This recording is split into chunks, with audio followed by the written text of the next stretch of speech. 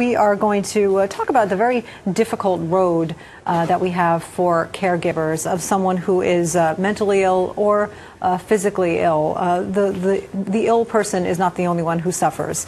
And we're talking by satellite right now with the author of a book, Ben Behind His Voices, One Family's Journey from the Chaos of Schizophrenia to Hope. And he is Randye Kaye, and she is Randye Kaye. I'm very sorry. Hadn't seen you up there yet. And your own journey has to do with schizophrenia. Your son was diagnosed at age 20. What was that like? It was kind of a double-edged sword. It was both a relief to finally have a diagnosis and an explanation for several years of increasingly odd behaviors that I kept trying to fix on my own. And it was also devastating to learn that your child has a serious mental illness. Takes adjustment. It definitely takes adjustment. But by getting a diagnosis, we were able to finally say, okay, now what treatment options are there? And there began a period of looking for the right treatment for him so that there could be hope for the rest of his life. And this has you embarking on a whole new journey with a whole new title, the title of Caregiver. And it's a complicated title. You have to be up on the latest treatment options, and you have to be communicating with doctors, therapists, as well as your son. And as the mother, the one closest to him, you are the biggest advocate. But it's a tough and tiring role. Parenting is always a tough and tiring and rewarding role. The thing is, when your child gets diagnosed with schizophrenia, the parenting role stays in the caregiver role for longer than perhaps you would like.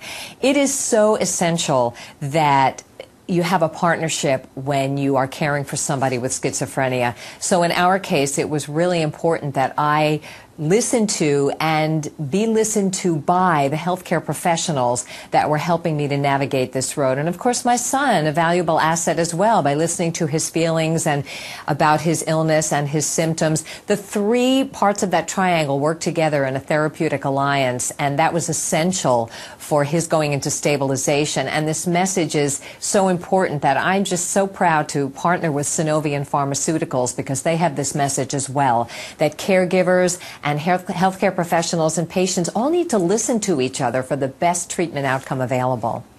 And you mentioned a pharmaceutical company. Medication is unfortunately a reality for these patients to remain stable. And it's important, again, as the caretaker, to make sure the medication is being taken. Do you worry about what happens, God forbid, when and if you aren't there to be on him for that?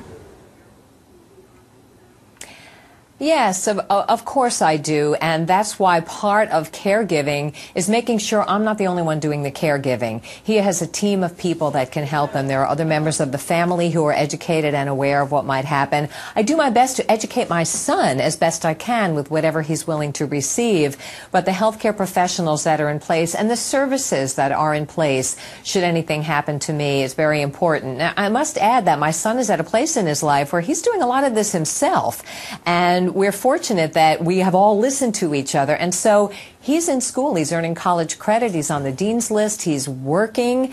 It's just that, like a diabetic, he needs to take medication a couple of times a day to keep the advantage that the rest of us have without medication. That is great news to hear that your son Ben is doing so well, and your story very inspirational.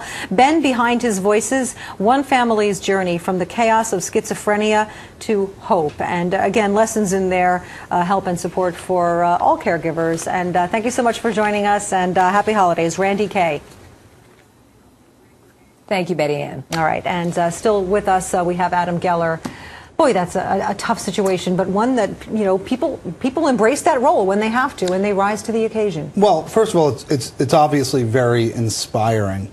But secondly, you know, I was reminded, I mean, on a personal level, so often we think of patients and then we think of doctors, and we forget the family. I certainly do. You know, you forget about how difficult it is for the family and for the caregiver at home.